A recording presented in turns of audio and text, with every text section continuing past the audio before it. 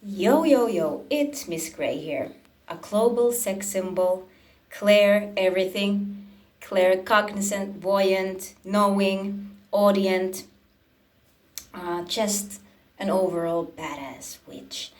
Now, today's topic at hand is, are you a witch doctor or a healer? I just felt personally that witch doctor has more je ne sais quoi in it, in the word itself. So that's why witch doctor. Now, are you a healer? Are you a witch doctor? Spiritual, magical person. Now, and how one might come to terms with the fact that they indeed are one. What things may have occurred in their life path, what they are attracted to, so on and so on. So, one thing I will start with is that it's quite possible that from a very young age, you have been the one in your family that has been sort of in this mediator role, where you have even like the adults in your family, and this is obviously not the best case scenario, but this usually is the healer's path, or often is, that even the adults in your family have come to you with their marital problems perhaps, and like even asked from advice from you when you were a child, and just like really opened up about their issues as adults to you. When you were a kid, you might have been the mediator in your family, like if there has been conflict or some sort of drama in your family, you've always been the one who's really been invested in trying to like solve the issue. You've seen actually where every individual's anger actually comes from, like the root cause of that, and you really know how things should be placed so that order and peace could be restored in your family. Now, one other thing that is quite tough in the healer's journey is that you've, even in your adulthood, you might have attracted a lot of people with in the need of a lot of healing, because you innately carry the healing energy, the healing frequency. It's like it's in you, like people can sense that. So people who are really lost in the need of that, essence, that healing energy that you have, they just gravitate towards you. And because you are, someone who is here to heal, you take those people into your life because you partially feel like it's your purpose. You know how they say, like, you're not here to heal anyone. But as a healer, that's really hard to grasp, because you actually feel like you are here to heal people, which is true, but there is boundaries that needs to be put in place, which is one of the most important lessons for you as a healer, is boundaries, healthy boundaries. So because of this reason, because the healer, the witch doctor, might have attracted a lot of experiences, situations, people that are less than, are quite dark, it might be extremely hard for the healer to understand that they indeed are a spiritual magical healer or a witch doctor, because it doesn't make sense when they look at their life. It can seem almost like very chaotic, or just like there's so much darkness that has happened to you throughout your life that it's tough for you to come to terms with the fact that actually you carry this healing light. And now also strangers might be very attracted to you. You just might be like very intriguing to strangers, like people just come to talk to you, and let's say more like peculiar type of people, like you might attract a lot of like ostracized people that don't fit in, and things of that nature. So as a healer, it's so important to be extremely self-realized, because you have to learn how to separate your own energy from other people's energy, and like find the balance between not sacrificing yourself but actually fulfilling your purpose as a healer, which can be incredibly difficult to come to terms with, because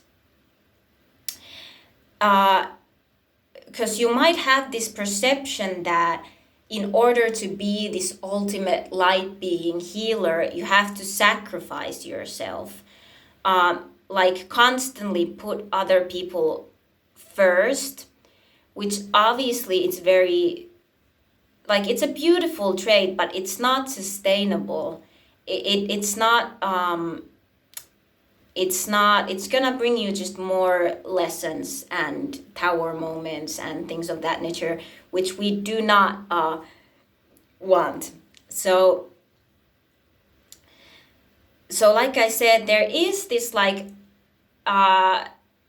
journey to self-esteem, that because you also, feel, you might kind of like get other people's like feelings mixed with your own, kind of similar how empaths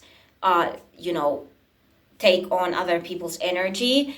To a healer, it really is kind of the similar way, where you carry burdens that really are not yours to carry. And like I said, the balance between you fulfilling, because you do not feel necessarily fulfilled if you cannot heal people, because indeed it is your purpose, but to find the way to do it in a way that doesn't harm yourself, that's how, that's what you kind of come to learn in your healing journey. Now also one thing is, this is very random, but it is very possible if you have siblings that you are a middle child. It's very often that the healer, the witch doctor, is the middle child of their family. Just putting it out there. And there is a spiritual, obviously, aspect to that, but perhaps I'm gonna get to that later on in this video, because I'm gonna try to get everything out here. So you've also might have experienced a lot of like weird healings yourself, like in your own self, in your own body, in your own life. Like, let's say you've fallen down from a building and you should have broken your ankle, but you didn't. Like people are, how did you just like came out of that with no scars or nothing? And you're just like, I don't know, because it's, even though if you haven't yet recognized this healing, magical healing energy that you have, it's sort of like natural to you to believe that you will get better. Like, no matter what the situation, even if we talk about like emotional, spiritual, or physical situations, you just kind of know that you will be healed, like no matter what, sort of. You don't think about it like, I know it, but you just know it. Like, it's this silent knowing inside of you that is very sure that, because it's like natural to you, it's your power is to heal yourself and others, which is the toughest part perhaps of the healing journey, because there is many times that you've had to heal yourself. if you noticed, a lot of these like Reiki people or spiritual healers, they have very difficult life journey, but it's almost like a test, like it's the like medical school for them to go through in order to summon more of that healing power so they can do that to other people. Because the more you are in situations where that requires healing, the more healing power you know summon.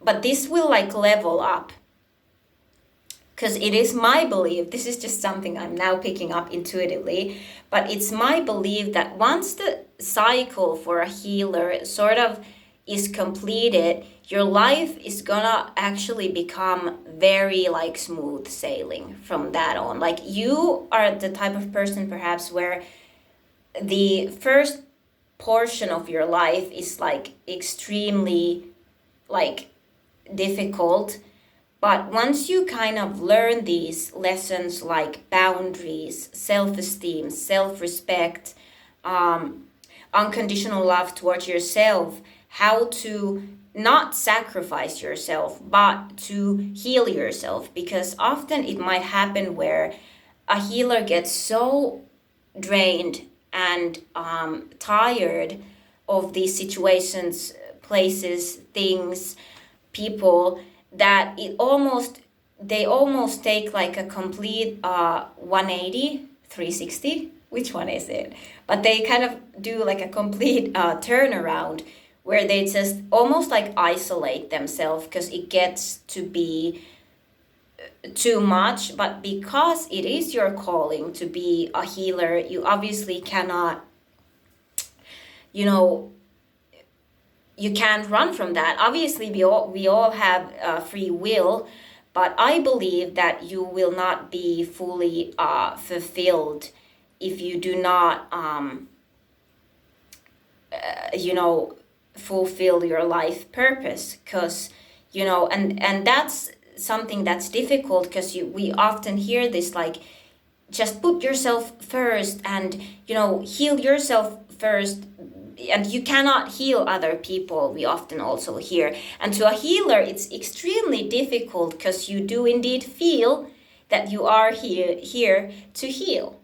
But in the risk of me repeating myself, I'm gonna move on to the next topic, which is, what element do you feel most drawn to? May give a lot of insight in your healing abilities. Now, let's say you correspond most with the element of water. This means that your healing power lies in your emotional capabilities. Like your emotions heal others. Like you're very deep, you're a deep thinker. You really are emotionally invested. When people tell you their problems, you actually are very emotionally, like people can sense that you're not just listening and saying like mundane things that, you know, just to say. Like you're not just saying the things that you're supposed to say. You actually say the things that you know will help that person, and you like lift people up. Like you might also be someone who heals with their touch, like just like your hug feels like already like people feel safe and warm and so on. And so you just always felt a connection to the water, the ocean, having like seashells around you, working at near the ocean, if that is possible for you, would greatly boost your healing abilities. Just looking at ocean imagery, listening to ocean sounds, looking at documents about the oceans, and so on, will help to boost your personal healing skills and abilities a lot. So just know that just your emotional investment itself is really healing. Like almost like your presence just is extremely healing to people, you know?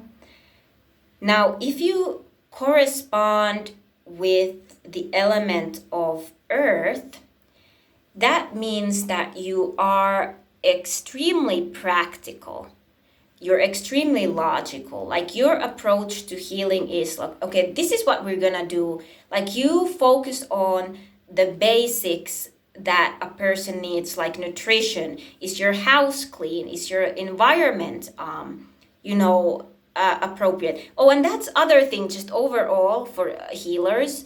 What is kind of like your ability is that you are able to detect if certain environment, certain job, certain diet, or certain people even are not good for that person's well-being. Like you can just see like, oh, like that person is not good for him or her, or that job really is like draining the living crap out of that person, or their house, the feng shui at their house is just not up to par of what that person needs in order to be in the most optimal health. So back to the element of earth. So if you correspond with the element of earth, you just know like you need more protein, you need more vegetables, you need to get out in nature. So basically you might be a very skilled kitchen witch. You might have like a green thumb, or like you work with herbs, or working with these things, or improving your skills around these areas might really help to boost your healing abilities. And also like practical things like you ask people like, okay, like I'm gonna come at your house and we're gonna clean your house, or have you taken a shower, today, or things like that. Like very practical solutions to things, or how's your finances, you focus perhaps even all like if you correspond with earth, you also are very like material things. You see how those type of things affect a person's health, like I said, finances, clean clothes, a proper bed, or like are they sleeping on the floor, or which I've heard is actually quite healthy for you, but so things of that nature. Now if you correspond with the element, so spending time in nature and planting plants, working with herbs, meditating, grounding yourself is extremely important if you correspond with the element of earth, and those things help you to boost your skills, your healing abilities naturally.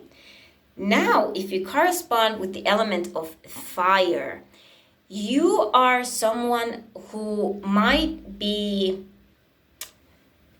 kind of like a tough love person, but that's where your healing abilities, because you're like extremely truthful.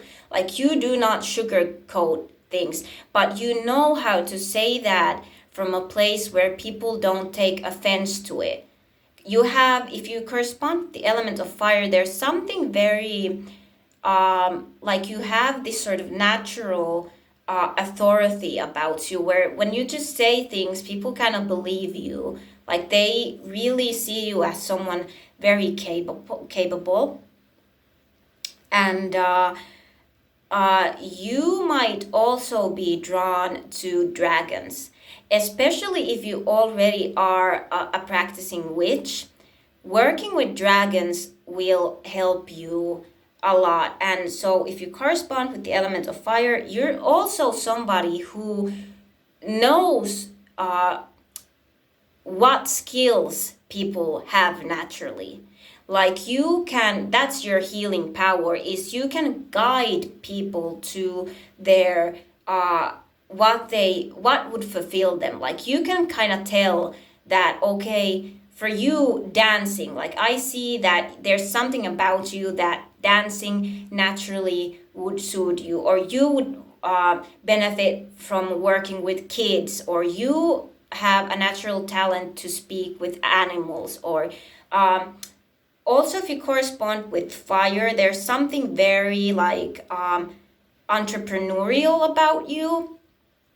So you really can help people who might struggle with independence issues like codependency or being independent, self-esteem issues.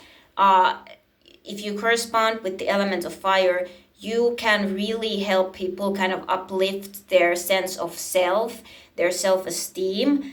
And somehow I like correspond, activity with the fire, like movement, like it's like let's do it, like it's very um very spunky, very like energetic, like you lift the energy levels, like you make people just all of a sudden, just you speaking to a person for a while, all of a sudden in one day the person has cleaned their house, they have gone running, they bought maybe a new wardrobe. This is also one thing. If you correspond with the element of fire, you might help people heal through like a form of glamour magic, like you're just like, put some makeup on, girl, and like new outfit, and or man, and let's paint the town red type of thing. Like social interaction is very important if you are someone who corresponds with the element of fire. So like I said, you are very good at pushing people out of their comfort zone. And just by you doing these things without even actually like people being around the energy that you possess, that it's like this fire energy, will help to get them to inspire to kind of live similarly.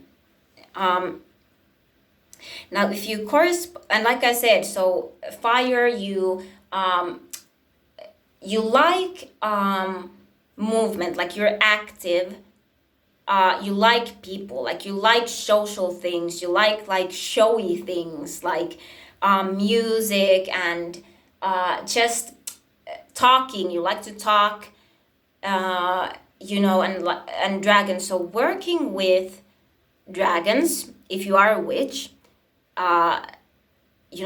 try to connect with dragon magic. And also like color therapy is really good to someone who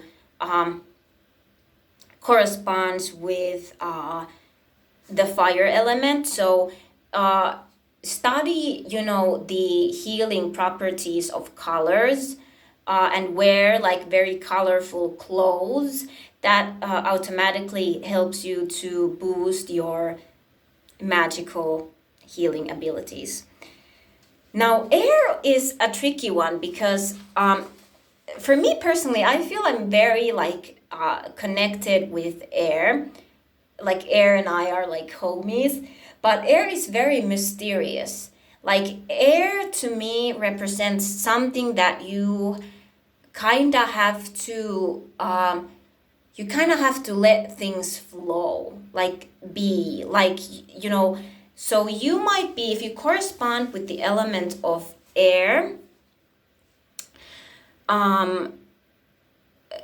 well, first of all, you might see a lot of birds, a lot of planes, like airplanes and things like that, hot air balloons. You're very dreamy, like imagination is one of your strongest abilities. You're a very good manifester. And this is something you can teach. This is your healing gift, is to teach people how to use their imagination, how to use their mind to create a healthier body, spirit, a living environment, relationship. Air to me also corresponds with art. So painting, like things that happen in the flow, working with like rituals is very comes very naturally to you. Not stressing. So you are somebody who easily teaches people how to not stress, how to not overthink. So you would thrive in working with people who suffer with a lot of anxiety, depression even, but like anxiety, OCDs, like obsessive compulsive behavior. If you correspond with air, you might be an artist, so your ability to heal may come through art. Like it's not necessarily so direct as the others, like you being in contact with people in, like it's not as direct healing as the others. It can be more like esoteric, like in a form of art, like you painting, or you making music, or just there's this sense of mysticism about a person who corresponds with air. Like the teaching and the healing that you provide almost comes kind of like out of, like people don't realize necessarily even that it is you who gave them this boost of healing, but there's just something very calming about you, like calming energy, but it's very effective, but it comes in a very like a calm package. You might advise people to kind of like just take it easy and take it day by day, not in a like dismissive way, but something about the way you say it, it makes people like internalize it. Or you might be somebody, if you correspond with the element of air, is that you've gone through a lot of like situations where you just kept your calm, and people are like in awe, like how did you not lose your cool or overthink or panic?